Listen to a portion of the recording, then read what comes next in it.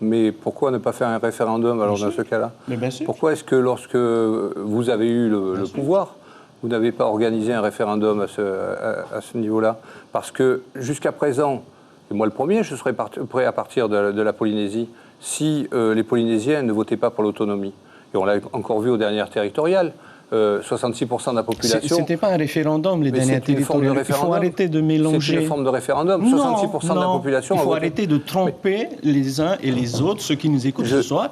Pour vous, ils n'ont pas voté, les électeurs polynésiens n'ont pas voté pour l'autonomie ou pour l'indépendance aux dernières élections. Je finis. Je pense que, d'abord, je ne suis pas au pouvoir, comme tu le sais. Deuxièmement, je pense que si un jour on veut vraiment mettre le problème sur la table, il faut qu'on consulte le peuple et qu'on le consulte par référendum, une bonne fois pour toutes. La démarche la plus intelligente, c'est celle qui a été organisée. Certes, ça a été signé avec du sang de Kanak, qui a permis à la Nouvelle-Calédonie ou à la Kanaki, selon la position que chacun a, de se retrouver... Et du sang de oreilles aussi, hein, Jacques Briand. Il y a des, oui, ce sont les gendarmes qui sont morts. Oui, mais ce n'est pas des oreilles. Ce sont des métropolitains qui étaient envoyés en Nouvelle-Calédonie pour assurer la sécurité. C'est ça s'appelle des Donc, oreilles. cette partie, je veux bien concevoir qu'on ne va pas se battre sur savoir si le sang était Kanak ou pas. Voilà, il y a eu des morts. Mais c'est principalement des Kanaks qui ont été dans cette fameuse grotte et qui ont subi les assauts. Il ne faut pas que la Polynésie arrive à signer un accord avec l'État pour pouvoir poser la question. Aujourd'hui, il y a une porte qui a été ouverte grâce au travail qui a été réalisé par Oscar, l'UPLD et le Tavini, d'inscrire la Polynésie. C'est de rebondir sur cette situation de droit. Pour l'instant, nous n'estons que dans du droit. Et d'exercer, déjà, je vous rejoins, il faut poser la question, mais de manière explicite, et non pas de manière habillée. Les territoriales ne sont pas une élection pour ou contre l'indépendance. Est-ce que vous admettez que ce serait compliqué sans l'aide financière de l'État, au plan économique, comme l'a bien expliqué mais c'est très bien démontré. Naya Bourgeois. La démonstration de Naya, elle est parfaite. L'État exerce des compétences. Qu'est-ce qu'elle fait? Elle paye les compétences qu'elle exerce dans notre pays. C'est tout.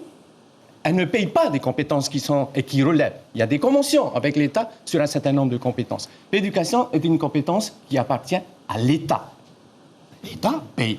Je vais continuer là-dessus. La sécurité, la surveillance de nos zones, c'est de l'argent qui est payé par l'armée pour surveiller. Donc cet argent qui est déposé et qui fait tourner l'économie du pays, c'est pour permettre à la France d'exercer de plein droit, et je reste sur le droit, ses compétences. Il n'est pas demandé aux Polynésiens de verser un rond là-dessus. Je partage cette analyse-là. Mais c'est de bien préciser, ce sont des compétences de l'État. Alors, Naya Bourgeois, l'État a déjà renoncé à certaines de ses compétences, mais il reste compétent, vous le savez, s'agissant des politiques nationales, de l'ordre public, on en parlait à l'instant, de la défense et de l'état d'urgence, entre autres. Cela donne une certaine assurance à la Polynésie d'être soutenue par un État, par un grand État. Est-ce qu'elle pourrait avoir cette assurance si elle était isolée au beau milieu du Pacifique?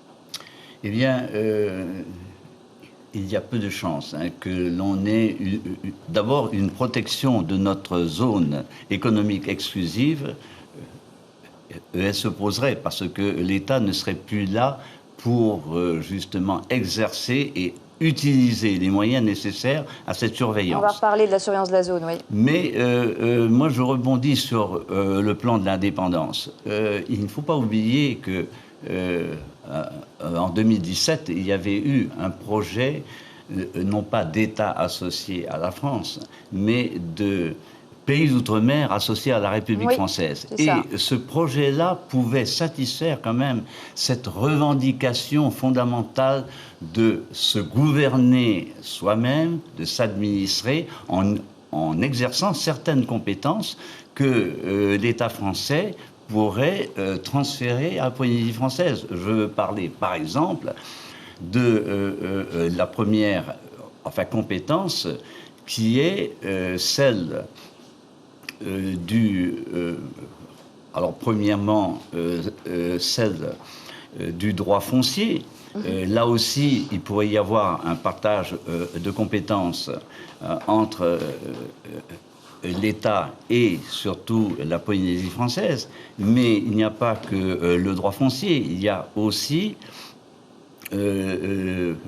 par exemple, Il pourrait y avoir d'autres compétences qui seraient délivrées à la Polynésie. Par exemple, je vais donner la parole à Éric Minardi et Naya Bourgeois, si vous le voulez bien. Je vais vous la redonner dans un instant. Faire évoluer le statut d'autonomie vers le statut de pays associé, c'est un projet qui tient à cœur à Gaston Floss. Est-ce que vous partagez ce projet-là?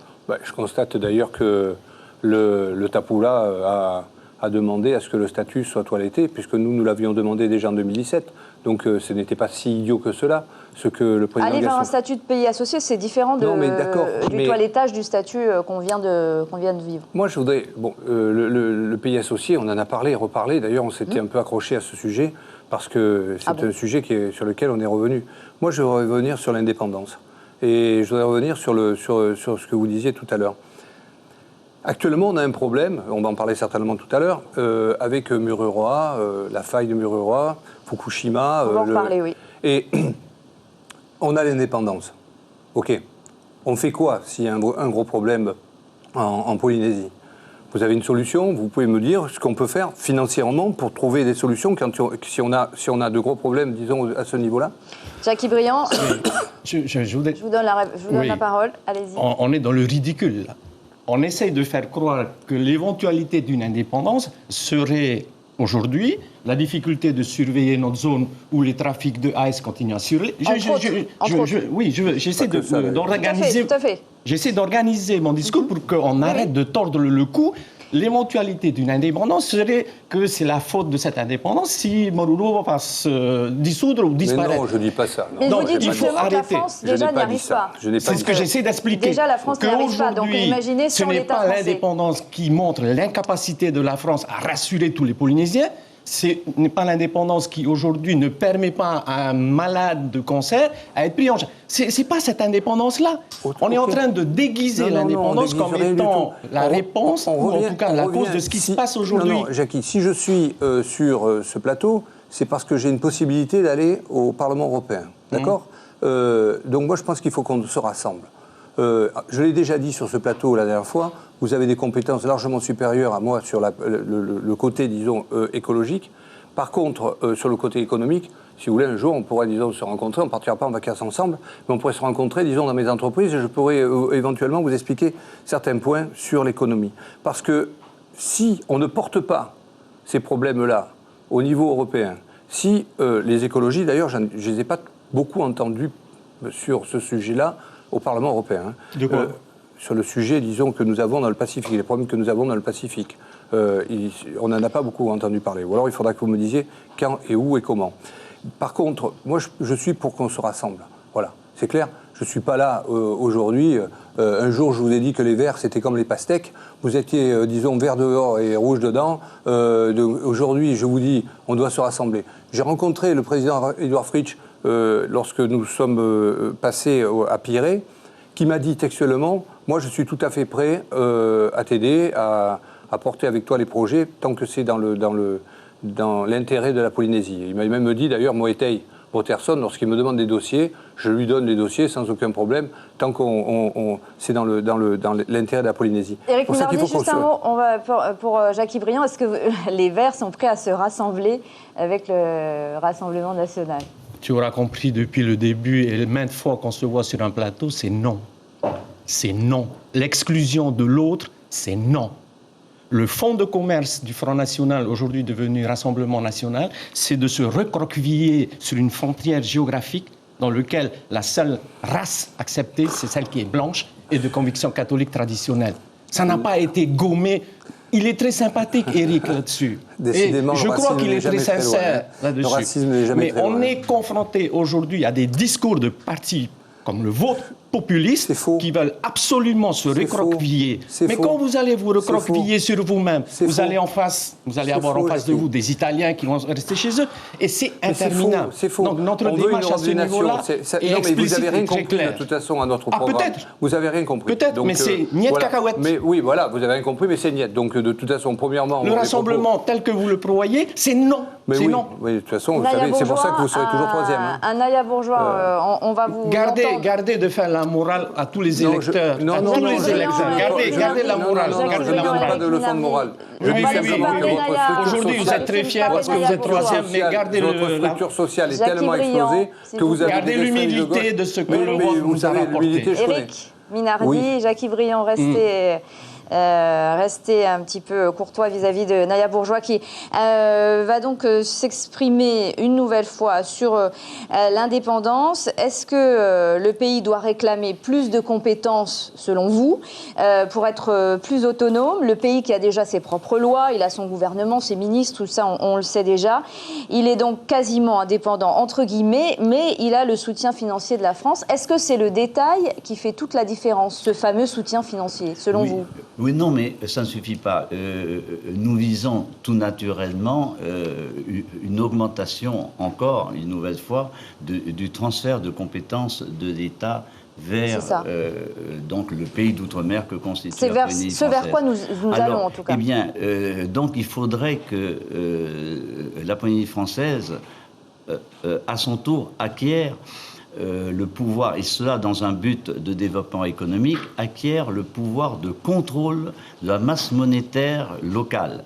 Je m'explique. Lorsqu'une banque accorde un crédit à un particulier ou à une entreprise, eh bien cette banque, par ce fait-là, augmente la masse monétaire locale du montant de ce crédit. Alors, si justement la Polynésie française, par le biais d'un accord avec l'État, pouvait se faire octroyer la compétence de contrôle de la masse de crédit bancaire local, ce serait déjà un grand pas vers le contrôle du développement économique du territoire. Alors ça, c'est vraiment pour l'économie toujours du pays. Sur le plan économique. Mais ensuite, tout à l'heure, je vous disais qu'il fallait aussi acquérir la maîtrise du droit foncier et notamment appliquer systématiquement une règle nouvelle qui serait donc dans les partages, parce que le problème de la Polynésie française, qui limite aussi son développement économique, c'est précisément le problème de l'indivision foncière. Or, créer un tribunal foncier, c'est bien.